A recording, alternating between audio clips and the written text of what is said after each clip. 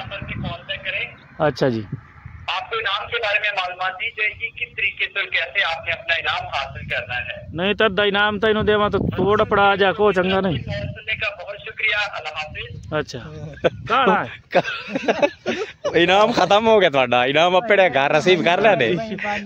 ऐसे बेगैरत लोग हैं जी वे आए हुन मैनू कॉल कीते खड़ा ऐसे होंदे बेगैरत बंदे इनाम जो निकलिया अच्छा चलो राह कला कोई आप दी धी दैन बैठी ने ते ओ भाई जी आप दी तेड़ पत्तन ला लो मेरी तरफों तैनू आम इजाजत है मैं गरीब मैं मजदूरी करके खा लैसा। ए हुन फोन केड़े नंबर ते आया कॉल नंबर ते चेक कराओ। साडे नंबर ते आया नंबर ते चेक कराओ ना स्क्रीन ओपन करना और लाया मैं ना मेरा मोबाइल किदे ए भाईजान नंबर है 0349 99 299 इस नंबर तो कॉल आई है। 10 लाख इनाम निकलिया 10 लाख रुपया इनाम निकलिया मेरा भीरा तेरी मेहरबानी। 10 लाख तेन वैसे वसूल हो जावे ए पल्लेदारी वाला निजाम दा तू छोड़ दे से मैं पल्लेदारी दी बेड़ी बोलनी मेरे भीरा मैं घर ना बाहर सा दो मत यानी कि तो ऑफर दी उन्होंने इनाम वाले नु 5 लाख तुसी रख लो ते 5 सानू पहुंचा दो घर मैं जला के दे मैं हुआ चो चू के पीती रख सा भाई। चलो ठीक हो गया जे ਤੁਹਾਡੇ ਹੱਥ ਵਾਸਤੇ ਤਾਂ ਭਾਈ ਜਾਨ ਤੁਸੀਂ ਵੀਡੀਓ ਬੜਾ ਬੜਾ ਤੁਸੀਂ ਕਰ ਦਿਓ।